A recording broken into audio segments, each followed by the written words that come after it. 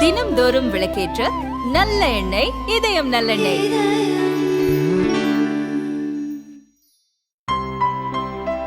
இனிமே கண்ணை மூடிட்டு கடலை எண்ணெய் வாங்கலாம். ஏன்னா மந்த்ரா கடலை எண்ணெய் இதயத்தின் தயாரிப்பு. வணக்கம். செய்திச் சுருக்கம். சிறுபான்மை மக்களுக்கு எதிராக பேசினேனா? பிரதமர் மோடி பளிச் பதில். பிரதமர் மோடி தனியார் செய்தி நிறுவனத்துக்கு பேட்டியளித்தார். அப்போது அவரது பேச்சுகளால் சிறுபான்மையினர் மத்தியில் ஏற்பட்டுள்ள அச்சம் குறித்த கேள்விக்கு பதிலளித்தார். நாட்டில் உள்ள சிறுபான்மையினருக்கு எதிராக இதுவரை நான் ஒரு வார்த்தை கூட பேசியது இல்லை. சிறுபான்மையின மக்களுக்கு எதிராக இப்போது மட்டுமல்ல, எப்போதுமே நான் நடந்து கொண்டது இல்லை. பாரதிய ஜனதா ஒருபோதும் சிறுபான்மையினருக்கு எதிரானது அல்ல. நாட்டு மக்களில் யாரையும் சிறப்பு மக்கள் என்று அழைக்கப்படுவதை நான் விரும்பவில்லை என்றுதான் சொன்னேன். அதை இப்படி திரித்து சொல்கிறார்கள். காங்கிரசின் வாக்கு வங்கி அரசியலுக்கு எதிராகவே நான் பேசுகிறேன். அவர்கள் அரசியல் சாசனத்திற்கு எதிராக செயல்படுவது பற்றி தான் பேசுகிறேன். அம்பேத்கர், நேரு உள்ளிட்ட இந்திய அரசியலமைப்பு சட்டத்தை உருவாக்கியவர்கள் மத அடிப்படையில் இடஒதுக்கீடு இல்லை என்றுதான் கூறியுள்ளனர். இப்போது அவர்கள் அதிலிருந்து விலகிச் செல்கிறார்கள். அதை அம்பலப்படுத்துவது எனது பொறுப்பு. காங்கிரஸ் கட்சியின் சூழ்ச்சிக்கு சிறுபான்மையின மக்கள் பலியாகிவிடக்கூடாது. பாரதிய ஜனதாவை பிராமணர்கள் கட்சி என்று சொன்னார்கள். ஆனால் பாரதிய ஜனதாவில் தலித், இதர பிற்படுத்தப்பட்ட சமுதாயத்தைச் சேர்ந்தவர்கள் தான் அதிக அளவு MP, MLAக்களாக உள்ளனர். என்னுடைய தனிப்பட்ட வாழ்க்கை பணியை பற்றி மக்களுக்கே நன்றாக தெரியும். 100 வயதான எனது தாயார் கடைசி நாட்களை அரசு மருத்துவமனையில் தான் கழித்தார். தவறான நோக்கத்துடன் எந்த முடிவையும் எடுப்பதில்லை என்பதை மக்களிடம் ஏற்கனவே கூறியிருப்பதாகவும் பிரதமர் மோடி சொன்னார். மக்கள் பிரச்சனைகளையும் கொஞ்சம் பாருங்க முதல்வரே. பாஜக மாநில தலைவர் அண்ணாமலை வெளியிட்ட பதிவில், காவிரி மேலாண்மை வாரிய தீர்ப்பை மீறி கேரள கம்யூனிஸ்ட் அரசு இடுக்கி சிலந்தி ஆற்றின் குறுக்கே அணை கட்டிக் கொண்டிருக்கிறது. இதனால் அமராவதி அணைக்கு வரும் நீரின் அளவு குறைந்து தமிழக விவசாயிகள் பெரிதளவில் பாதிக்கப்படுவார்கள். ஆனால் தமிழக விவசாயிகளை பற்றி எந்த கவலையும் இல்லாமல் இருக்கிறது திமுக அரசு. ஏற்கனவே கர்நாடக காங்கிரஸ் அரசு மேகதாது அணையை நிச்சயம் கட்டுவோம் என்று கூறியதை தமிழக முதல்வர் ஸ்டாலின் கண்டிக்கவில்லை. பாலாற்றின் குறுக்கே ஆந்திர அரசு தடுப்பணை கட்டுவதையும் தடுக்கவில்லை. சந்தர்ப்பவாத இந்தி கூட்டணி நலனுக்காக தமிழக விவசாயிகள் மக்களின் நலனையும் உரிமைகளையும் அடகு வைக்க திமுக எப்போதும் தயங்கியதே இல்லை. ஒவ்வொரு ஆண்டும் காவிரி நீர், மழைநீர் அனைத்தும் தடுப்பணையின்றி கடலில் கலந்து வீணாகி கொண்டிருக்கிறது. ஆட்சிக்கு வந்தவுடன் 1000 தடுப்பணைகள் கட்டுவோம் என்று வெற்று வாக்குறுதி கொடுத்த திமுக 3 ஆண்டு கால ஆட்சியில் ஒரு செங்கலை கூட எடுத்து வைக்கவில்லை. உண்மையில் கோபாலபுர குடும்பத்தின் நலனை தவிர மக்கள் எதிர்கொள்ளும் பிரச்சினைகள் குறித்து எந்த சிந்தனையும் இல்லாமல் இருக்கிறார் ஸ்டாலின். உடனடியாக கேரள அரசை கண்டிப்பதுடன் சிலந்தி ஆற்றின் குறுக்கே கட்டப்படும் அணை கட்டுமானத்தை தமிழக அரசு நிறுத்த வேண்டும் என்றும் அண்ணாமலை வலியுறுத்தியுள்ளார். நாட்டை விட்டு ஓடுவதில் ராகுல் தான் நம்பர் 1. பஞ்சாபில் உள்ள 13 லோக்சபா தொகுதிகளில் ஜூன் 1ஆம் தேதி லோக்சபா தேர்தல் நடக்கவுள்ளது. சண்டிகரில் பாஜக வேட்பாளரை ஆதரித்து உத்தரப்பிரதேச முதல்வர் யோகி ஆதித்யநாத் பிரச்சாரம் செய்தார். நாட்டின் வளர்ச்சியில் காங்கிரஸ் கட்சிக்கு ஒருபோதும் அக்கறை இருந்ததில்லை. நக்சல்வாதம், பயங்கரவாதம், ஊழல் ஆகியவற்றின் ஊற்றுக்கண் காங்கிரஸ். ஊழலை தவிர காங்கிரஸ் வேறெதுவும் செய்ததில்லை. நாட்டு மக்களுக்கு சங்கடம் ஏற்பட்டபோது மக்களுடன் துணை நிற்காமல் நாட்டை விட்டு ஓடிப்போனவர்கள் பட்டியலில் காங்கிரஸ் MP ராகுல் முதன்மையானவர். கோவிட் காலத்தில் அரசு எடுத்த முன்னெடுப்புகளில் மக்கள் பிரதிநிதி என்ற முறையில் ராகுல் எந்த பங்களிப்பும் செய்யவில்லை. அரசின் ஆலோசனை கூட்டங்களில் பங்கேற்கவில்லை. உத்தரப்பிரதேசத்திற்கு கூட அவர் வரவில்லை. பாஜக MP, MLAக்கள், தொண்டர்கள் மக்களோடு மக்களாக நின்று அனைத்து உதவிகளையும் செய்தனர். ஆனால் மக்கள் மீதோ நாட்டின் முன்னேற்றத்திலோ காங்கிரஸ் தலைவர்களுக்கு சிறிதும் அக்கறை இல்லை என யோகி ஆதித்யநாத் கூறினார். ஈரான் அதிபர் இப்ராஹிம் மரணம். இந்தியாவில் ஒரு நாள் துக்கம் அனுசரிப்பு. ஈரான் நாட்டு பிரதமர் இப்ராஹிம் ரைசி, அந்நாட்டு வெளியுறவுத்துறை அமைச்சர் உசைன் அமீர் அப்துல்லாஹியன் உள்ளிட்டோர் சென்ற ஹெலிகாப்டர் விபத்துக்குள்ளானது. இந்த விபத்தில் ஈரான் அதிபர் இப்ராஹிம், ஈரான் வெளியுறவுத்துறை அமைச்சர் உள்ளிட்டோர் இறந்தனர். ஈரான் அதிபர் இப்ராஹிம் ரைசி உயிரிழந்துள்ளதால் நாளை ஒரு நாள் துக்க நாளாக அனுசரிக்க இந்திய உள்துறை அமைச்சகம் உத்தரவிட்டுள்ளது. அனைத்து இடங்களிலும் தேசிய கொடியை அரை கம்பத்தில் பறக்கவிட வேண்டும். அரசு சார்பில் நாளை எந்த கேளிக்கை நிகழ்ச்சிகளும் நடத்தக்கூடாது என உள்துறை அமைச்சகம் அறிக்கை வெளியிட்டுள்ளது. நம்பிக்கை வாக்கெடுப்பில் வெற்றி தப்பியது பிரச்சண்ட அரசு. நேபாளத்தில் பிரதமர் பிரச்சண்ட தலைமையிலான நேபாள கம்யூனிஸ்ட் கட்சி அரசில் அங்கம் வகித்து வந்த ஜனதா சமாஜ்வாதி கட்சி தனது ஆதரவை கடந்த வாரம் திரும்ப பெற்றது. ஆளும் அரசில் அங்கம் வகிக்கும் கூட்டணி கட்சி தனது ஆதரவை விலக்கிக் கொண்டால் 30 நாட்களில் பிரதமர் நம்பிக்கை வாக்கெடுப்பு கோரி அதில் வெற்றி பெற வேண்டும். அந்த வகையில் பார்லிமென்டில் பிரச்சண்ட அரசு மீது இன்று நம்பிக்கை வாக்கெடுப்பு நடத்தப்பட்டது.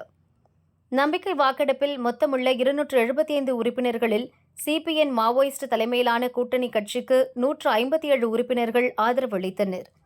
எதிர்க்கட்சியான நேபாள காங்கிரஸ் நம்பிக்கை வாக்கெடுப்பை புறக்கணித்தது. பெரும்பான்மைக்கு 138 உறுப்பினர்கள் தேவை என்ற நிலையில் 157 உறுப்பினர்களுடன் பெரும்பான்மை பெற்றதால் பிரச்சண்ட அரசு தப்பியது. நம்பிக்கை வாக்கெடுப்பில் மீண்டும் வெற்றி பெற்று ஆட்சி அமைப்பதை உறுதி செய்தார் பிரச்சண்டா. கடந்த 2022 டிசம்பர் 25ஆம் தேதி நேபாள பிரதமராக பிரச்சண்டா பதவியேற்றார். கடந்த 18 மாதங்களில் இன்று 4வது முறையாக நம்பிக்கை வாக்கெடுப்பு நடத்தி அதில் வெற்றி பெற்று மீண்டும் ஆட்சியை உறுதி செய்திருக்கிறார் பிரச்சண்டா. அமீருக்கு எவ்வளவு கொடுத்தீங்க? சாதிக் மனைவியிடம் இடி விசாரணை. டெல்லியில் இருந்து வெளிநாடுகளுக்கு 2000 கோடி ரூபாய் மதிப்புள்ள போதைப் பொருட்கள் கடத்தப்பட்ட வழக்கில் திமுக அயலக அணியின் முன்னாள் நிர்வாகி ஜாஃபர் சாதிக் மற்றும் அவரது கூட்டாளிகள் கைது செய்யப்பட்டனர். இந்த வழக்கை என்சிபி எனும் மத்திய போதை தடுப்பு பிரிவு விசாரித்து வருகிறது. போதைப்பொருள் விற்பனை மூலம் சட்டவிரோத பண பரிமாற்றம் நடந்திருப்பதால் அமலாக்கத்துறையும் களமிறங்கியிருக்கிறது. ஜாஃபர் சாதிக்குடன் நெருக்கமாக இருந்த சினிமா இயக்குநர் அமீருக்கும் கடத்தலில் தொடர்பு இருக்கலாம் என்ற சந்தேகம் எழுந்தது.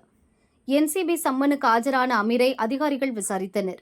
இதற்கிடையில் ஜாஃபர் சாதிக் இயக்குநர் அமீருக்கு தொடர்புடைய இடங்களில் அமலாக்கத்துறையினர் சோதனை நடத்தி பல முக்கிய ஆவணங்களை கைப்பற்றினர். கைப்பற்றப்பட்ட ஆவணங்களின் அடிப்படையில் ஜாஃபர் சாதிக் மனைவி அமீனாவுக்கு சம்மன் அனுப்பப்பட்டது. இன்று மதியம் நுங்கம்பாக்கத்தில் உள்ள அமலாக்கத்துறை அலுவலகத்தில் அமீனா ஆஜரானார். கடந்த 10 ஆண்டுகளில் ஜாஃபர் சாதிக் சேர்ந்த சொத்துக்கள், வங்கி பரிவர்த்தனைகள் குறித்த ஆவணங்களின் அடிப்படையில் அமீனாவிடம் விசாரணை நடத்தப்பட்டது. ஜாஃபர் சாதிக் என்னென்ன தொழில் செய்கிறார், திரைப்படங்களை தயாரிக்க எவ்வளவு பணம் முதலீடு செய்யப்பட்டது, தொழில் பார்ட்னர்கள் யார் யாருக்கு எவ்வளவு பணம் கொடுக்கப்பட்டது, அமீருக்கு எவ்வளவு பணம் ஜாஃபர் சாதிக் மூலம் சென்றது என பல கேள்விகளை அமீனாவிடம் அமலாக்கத்துறை அதிகாரிகள் கேட்டனர். அமீனா கூறிய பதில்களின் அடிப்படையில் வழக்கில் தொடர்புடையவர்களுக்கு சம்மன் அனுப்பி விசாரிக்க அமலாக்கத்துறை அதிகாரிகள் முடிவெடுத்துள்ளனர். 4 ISIS பயங்கரவாதிகள் குஜராத் ஏர்போர்ட்டில் கைது. சென்னையிலிருந்து அகமதாபாத்தில் உள்ள சர்தார் வல்லபாய் பட்டேல் சர்வதேச விமான நிலையத்திற்கு ஒரு விமானம் வந்தது. அதிலிருந்து இறங்கிய 4 ஆசாமிகள் ஏர்போர்ட்டிலேயே சந்தேகத்துக்கிடமான வகையில் இருந்தனர். ரகசிய தகவலின் அடிப்படையில் குஜராத் மாநில பயங்கரவாத தடுப்பு பிரிவு போலீசார் விரைந்து சென்று 4 ஆசாமிகளையும் சுற்றி வளைத்து கைது செய்தனர். விசாரணையில் 4 பேரும் இலங்கையைச் சேர்ந்தவர்கள் என்பதும் ISIS அமைப்பைச் சேர்ந்த பயங்கரவாதிகள் என்பதும் தெரியவந்தது. 4 பயங்கரவாதிகளையும் ரகசிய இடத்துக்கு கொண்டு சென்று பயங்கரவாத தடுப்பு பிரிவு போலீசார் விசாரணை நடத்தி வருகின்றனர். இலங்கையிலிருந்து விமானத்தில் சென்னை வந்துள்ளனர். பிறகு அகமதாபாத் சென்றுள்ளனர். அவர்கள் மற்றொரு விமானம் மூலம் வேறெங்கோ செல்ல திட்டமிட்டிருந்தனர். பாகிஸ்தானில் இருந்து தங்களை இயக்கும் பயங்கரவாதிகளின் உத்தரவுக்காக அவர்கள் காத்திருந்ததும் தெரியவந்தது. ஆனால் இவர்களின் நோக்கம் என்ன என பயங்கரவாத தடுப்பு பிரிவு படையினர் துருவி விசாரித்து வருகின்றனர். அவர்களது செல்போன்களை கைப்பற்றிய பயங்கரவாத தடுப்பு படையினர் அவர்கள் யாருடனெல்லாம் சாட்டிங் செய்தார்கள் என்ற விவரங்களை நிபுணர்கள் உதவியுடன் சேகரித்து வருகின்றனர். 4 பேரும் இந்தியாவில் தாக்குதல் நடத்தும் நோக்குடன் வந்திருக்கலாம். அதற்கு தேவையான ஆயுதங்களை அவர்களுக்கு வழங்க பாகிஸ்தானில் இருந்து ISIS அமைப்பினர் ஏற்பாடுகளை செய்திருக்கலாம் என கூறப்படுகிறது. இந்த சூழலில்தான் 4 பேரும் அகமதாபாத் ஏர்போர்ட்டில் சிக்கிக் கொண்டனர். நாளை IPL முதலாவது குவாலிஃபயர் ஆட்டத்தில் கொல்கத்தா, ஹைதராபாத் அணிகள் மோதுகின்றன. 22ஆம் தேதி எலிமினேட்டர் ஆட்டத்தில் ராஜஸ்தான், பெங்களூரு அணிகள் மோதுகின்றன. 2 போட்டிகளுமே அகமதாபாத்தில் உள்ள நரேந்திர மோடி ஸ்டேடியத்தில் நடக்க உள்ள நிலையில் 4 ISIS பயங்கரவாதிகள் பிடிபட்டிருப்பது பரபரப்பை கூட்டியுள்ளது. இதனால் IPL போட்டிகளுக்கான பாதுகாப்பை மேலும் தீவிரப்படுத்த அகமதாபாத் போலீசார் முடிவு செய்துள்ளனர். சோறு போட்டுட்டா போதுமா? MLA எட்டி கூட பார்க்கல. திருப்பூரில் நேற்று 5 மணி நேரத்துக்கும் மேலாக கனமழை கொட்டியது. கருப்பராயன் நகர் பகுதியில் நூற்றுக்கணக்கான வீடுகள் வெள்ளத்தில் சிக்கியது.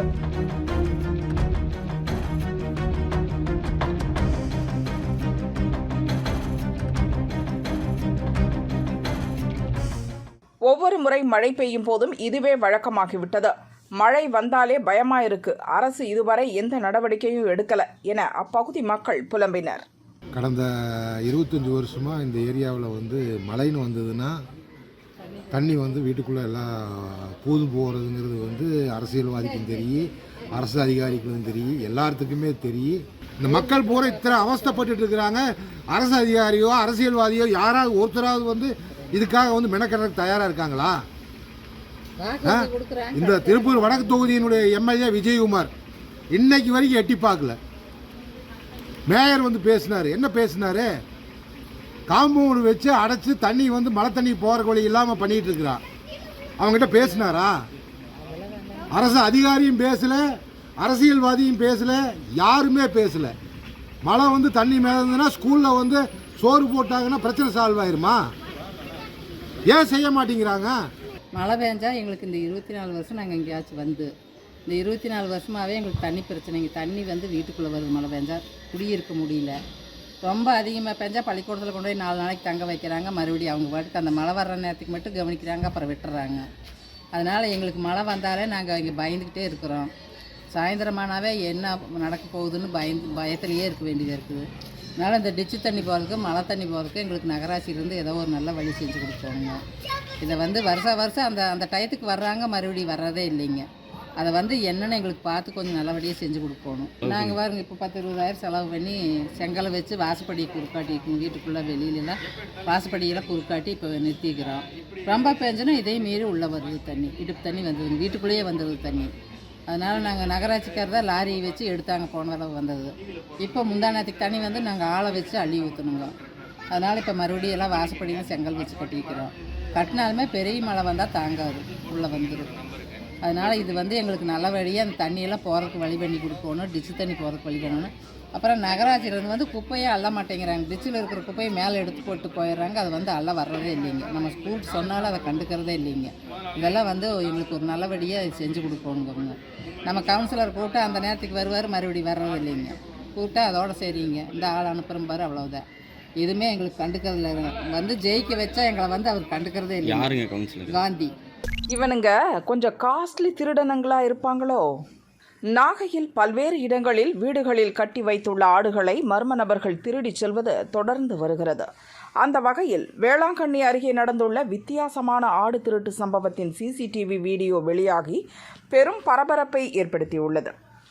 வேளாங்கண்ணி அடுத்த தெற்கு பொய்கை நல்லூரைச் சேர்ந்தவர் மணிவண்ணன். தெற்கு பொய்கை நல்லூரிலிருந்து வேளாங்கண்ணி செல்லும் சாலையில் இவரது வீடு உள்ளது. ஆடுகள் வளர்த்து வரும் இவர் வீட்டின் முன்பக்கம் உள்ள இடத்தில் அவற்றை கட்டி வைப்பது வழக்கம். நேற்று நள்ளிரவு காரில் வந்த 3 இளைஞர்கள் வேலி ஏறி குதித்து விலை உயர்ந்த 4 ஜமுனா பாரி வகை ஆடுகளை தூக்கிச் சென்றனர். காலையில் எழுந்து வந்த மணிவண்ணன் ஆடுகளை காணாமல் போனதை பார்த்து அதிர்ச்சி அடைந்தார். என்ன நடந்தது என புரியாமல் பக்கத்து வீட்டு சிசிடிவியை ஆராய்ந்த போது நள்ளிரவு நடந்தது மொத்தமும் பதிவாகி இருந்தது.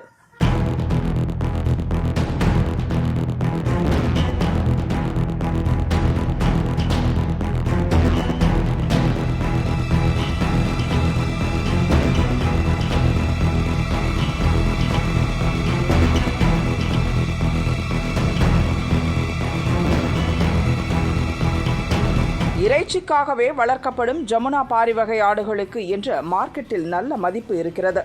இதனாலேயே அத்தனை ஆடுகள் இருந்த இடத்தில் இந்த 4 ஆடுகளை மட்டும் தேடி தூக்கிச் சென்றுள்ளனர். விலை உயர்ந்த ஆடுகளை பறிகொடுத்த மணிவண்ணன் சிசிடிவி ஆதாரத்துடன் வேளாங்கண்ணி போலீசில் புகார் அளித்தார். வழக்கு பதிவு செய்த போலீசார் காரில் வந்து ஆடுகளை திருடிச் சென்ற கும்பலை தேடி வருகின்றனர். வீடுகளில் கட்டப்பட்டுள்ள ஆடுகளை காரில் வந்து தூக்கிச் செல்வதால் அப்பகுதி மக்கள் அச்சமடைந்துள்ளனர்.